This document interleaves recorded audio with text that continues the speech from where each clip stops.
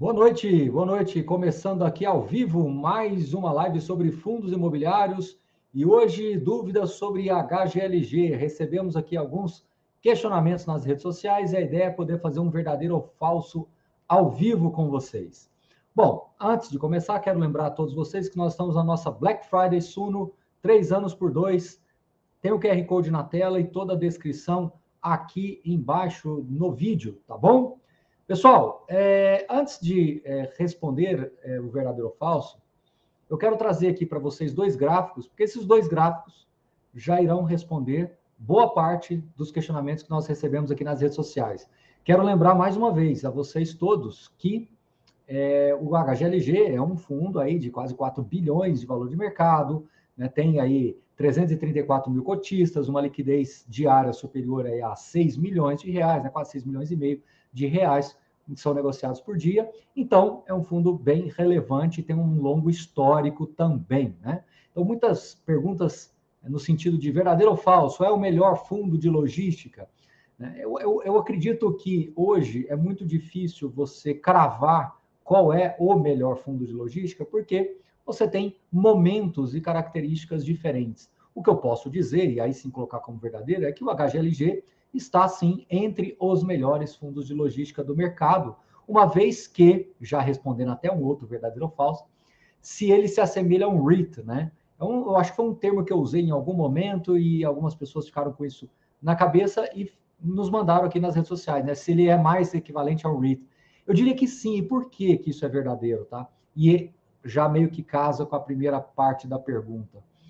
Como o HGLG tem um histórico já bastante relevante, de mais de uma década, ele consegue, ou está conseguindo, né, na verdade, capturar momentos diferentes de aquisições e de vendas. Então, ele tem conseguido, já dada a robustez do seu portfólio, conseguido fazer esses giros ao ponto de gerar ganhos de capitais não recorrentes, né, de maneira recorrente. Como assim, Baroni? Olha que curioso que eu vou dizer, e aqui eu quero colocar este gráfico na tela. Este gráfico. Olha que curioso isso. Há bastante tempo, o HGLG vem negociando na média com ágil. Então, olha que curioso. Esse gráfico responde boa parte das perguntas que nós recebemos aqui nas redes sociais. Esse gráfico ele é muito importante com relação ao HGLG. Esse é o gráfico histórico do PVP. Então, note que o correto, e aqui eu estou colocando entre aspas, seria ele negociar perto de 1, não é? Pouco mais, pouco menos. Mas olha o que aconteceu com a HGLG, principalmente nesses últimos 5 anos. O mercado colocou a régua do PVP dele em 1,10. Então, se você olhar essa linha azul, é a média histórica da relação PVP do HGLG, que é na faixa de 1,10. O que isso quer dizer? Isso quer dizer que hoje o fundo está negociando com esse ágio de 10%, que é em linha com a sua média histórica. E por quê? Porque o mercado entende, ou passou a entender, que o fundo HGLG ele tem uma capacidade recorrente de gerar ganho de capital, uma vez que o fundo tem mais do que 20 imóveis adquiridos em momentos diferentes, dentro de ciclos econômicos diferentes. Então, olha o que eu vou dizer.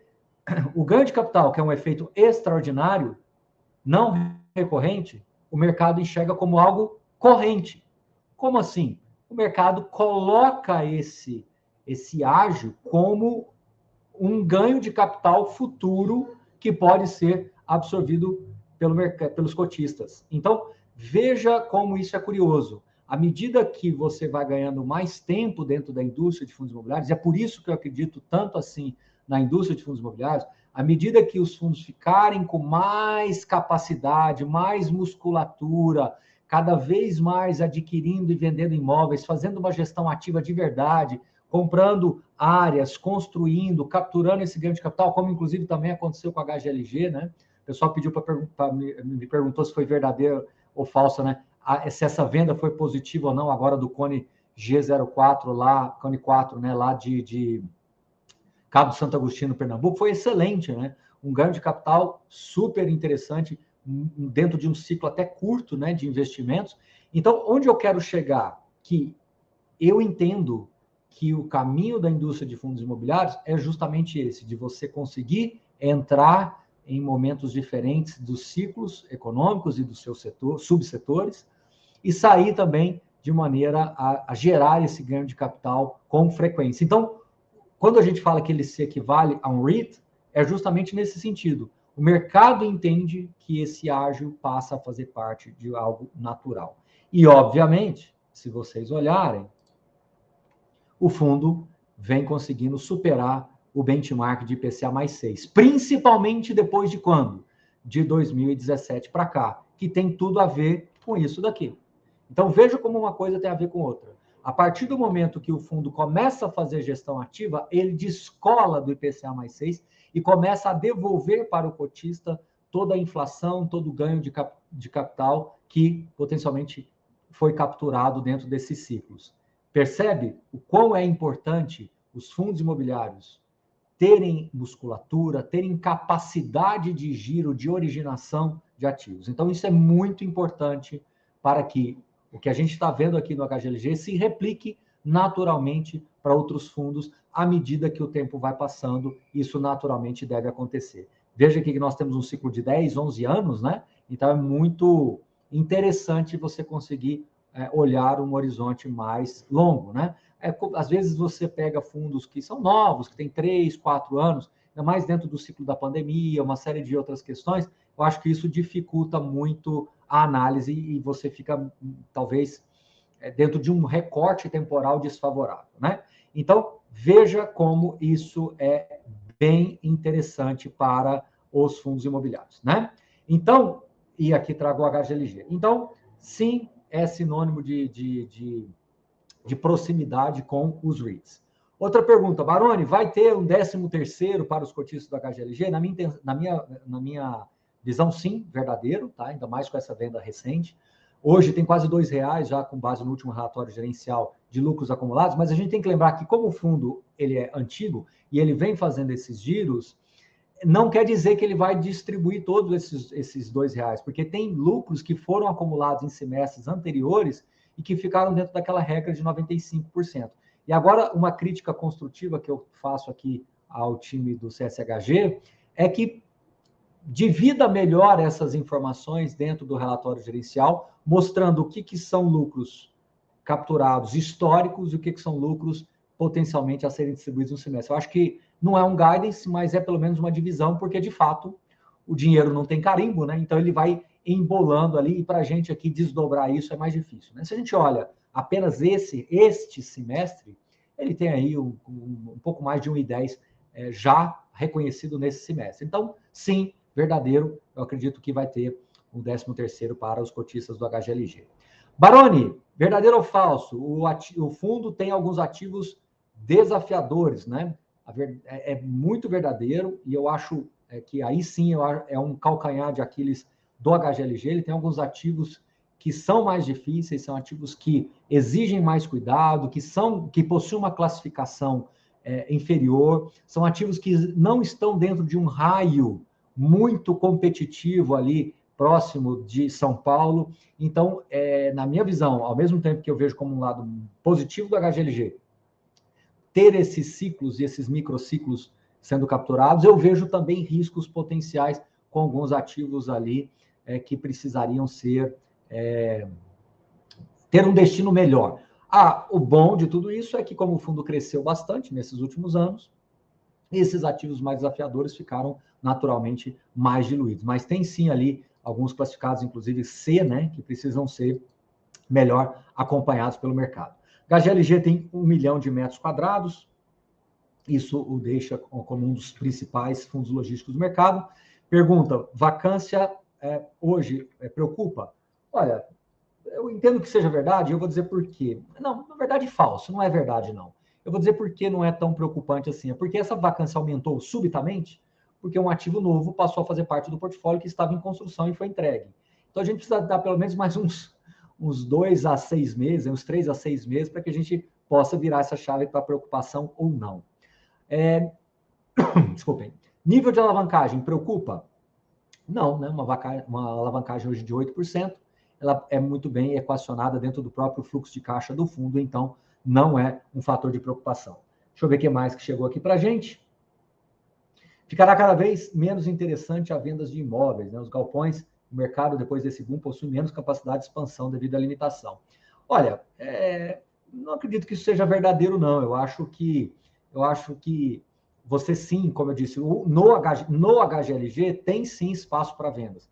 Eu acho que talvez alguns outros fundos não seja tão interessante vender, dada a escassez de outros ativos. Então, você estaria saindo de um ativo muito AAA, num raio 15, 30 de São Paulo, para navegar em outros mares mais desafiadores. No caso do HGLG, eu acho que ele tem espaço. Então, essa afirmação, na minha opinião, ela é falsa. O HGLG tem sim, desses 1 milhão de metros quadrados aí, entre 10% e 20% da ABL, que poderia facilmente ser vendido e não deixaria o fundo numa posição pior do ponto de vista de alocação, né, de troca de ativos. Pelo contrário, tá? Como eu disse, pessoal, a pergunta do se está caro ou barato, ele está na sua média histórica do PVP. Então, sim, ele está caro, se você considerar que o PVP de 1 é o correto, mas não, ele não está caro se você considerar que, historicamente, principalmente nesses últimos 5 anos, o PVP sempre teve acima de 1,10, tá? Que é a sua média aí. Muito bem, deixa eu ver se tem mais alguma aqui. As taxas de emissões são caras. Verdadeiro, eu acho que o CSHG ele tem essa dificuldade de conseguir distribuir a custos menores.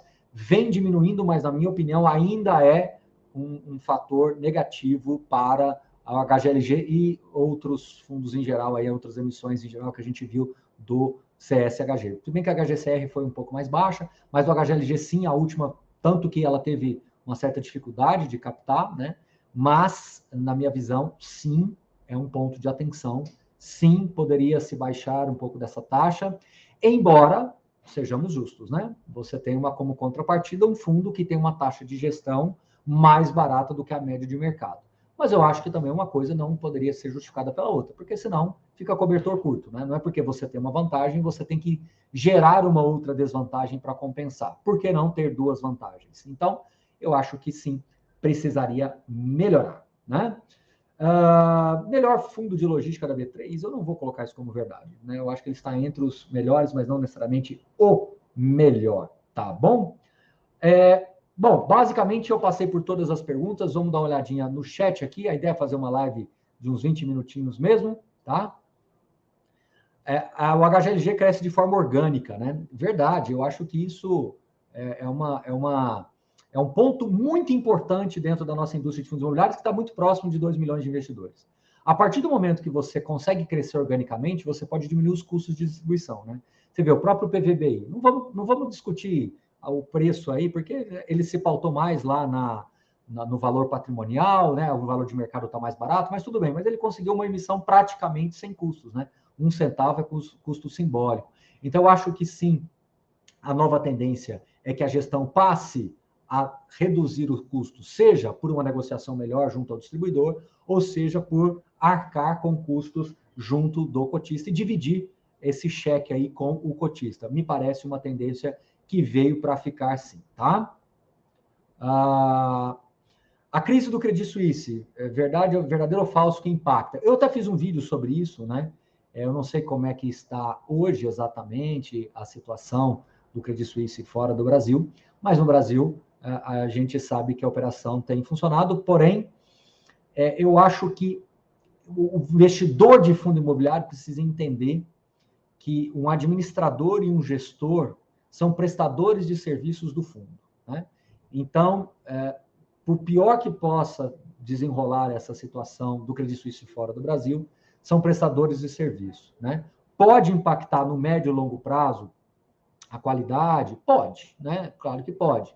Mas, da mesma forma, eu não vejo problema nenhum de que vocês coloquem que o patrimônio do investidor, o patrimônio do cotista, ele está apartado da operação. Então, não vejo problema nenhum de você assim conceber essa ideia com mais clareza na primeira camada de análise, de que o fundo imobiliário ele tem essa proteção natural. Mas o fundo imobiliário é feito de times de gestores, de pessoas que vão gerir o fundo. Então, No curto prazo não vejo problema, no médio prazo se observe e no longo prazo vai depender muito do desdobramento da operação aqui no Brasil. Isso é muito dinâmico. Pode melhorar, pode piorar, não só no CCHG, mas de qualquer outro fundo imobiliário. Como eu disse, é um negócio de prestadores de serviços feito por pessoas que as pessoas vêm e vão pelos times, passam pelos times, e isso, enfim, precisa sempre ser observado. Então, na minha visão, esse é o principal ponto de atenção. Está apartado o patrimônio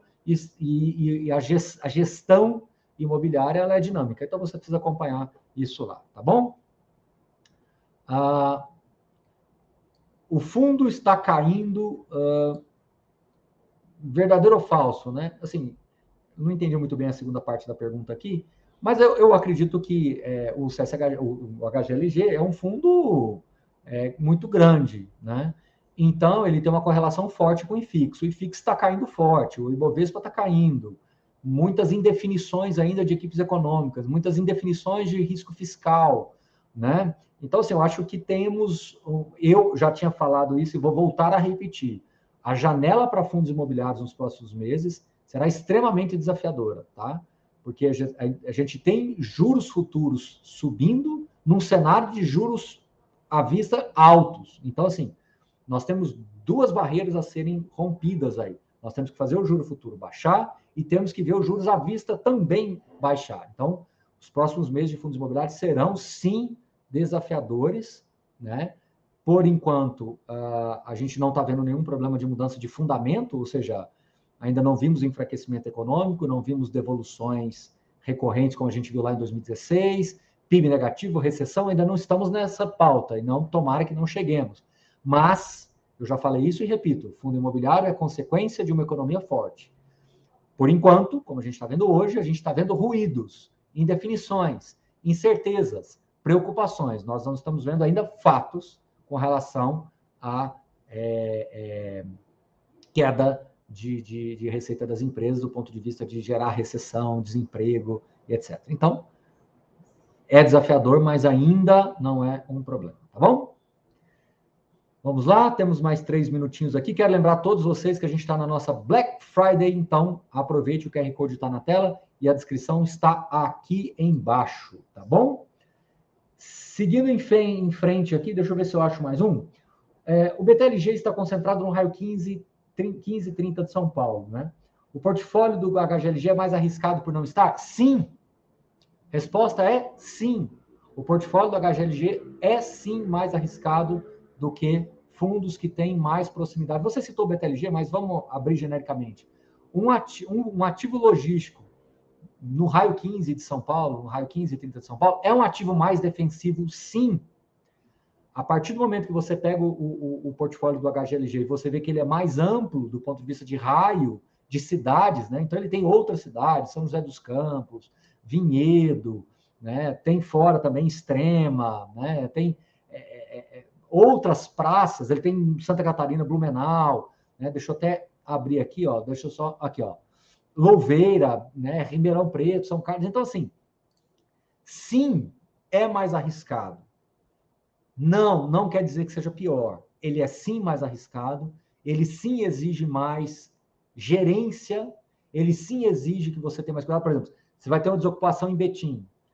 A gestão já está trabalhando na modularização, porque sabe que alugar um imóvel daquele porte não é tão simples. Então, você precisa modularizar para fatiar essas locações. Então, sim, é mais arriscado. É absolutamente verdadeiro. Mas é falso quando se diz aqui que é pior, por causa disso. Então, na mesma pergunta aqui, nós temos um verdadeiro e um falso, segundo a minha opinião, né? Então, é a minha opinião.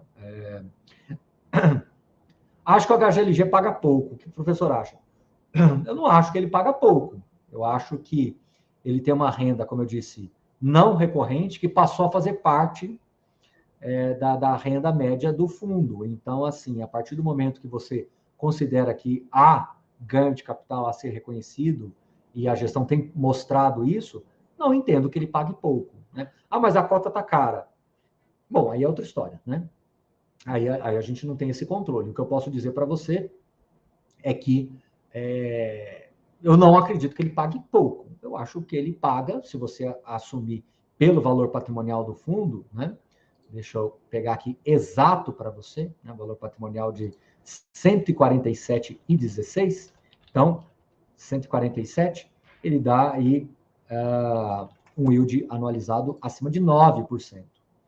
Pelo valor patrimonial. Então, você pode dizer para mim que no preço de mercado você não fique satisfeito com o yield. Aí eu posso concordar com você, porque aí é uma decisão sua de investimentos. Mas, se você pegar pelo valor patrimonial, não acredito que seja mais um que seja verdadeiro ou falso dentro da mesma resposta, né? Não acho que seja verdadeiro que ele pague pouco olhando o patrimonial, mas pode ser que ele pague pouco olhando pelo valor de mercado, que tem esse ágio implícito. Tá certo? Bom, pessoal, é isso. A ideia era fazer um bate-papo rápido com vocês aqui de 20 minutinhos mesmo. Quero lembrar a todos vocês novamente para acessarem na descrição do vídeo aqui todo o conteúdo sobre a Black Friday. E amanhã a gente vai ter uma live muito especial com o Jean Tozetto, que vem aqui para a gente falar sobre alguns conselhos aí para os investidores. Vale conferir, então nos aguarde amanhã, nesse mesmo horário, às 20 horas. Um grande abraço e até amanhã. Valeu!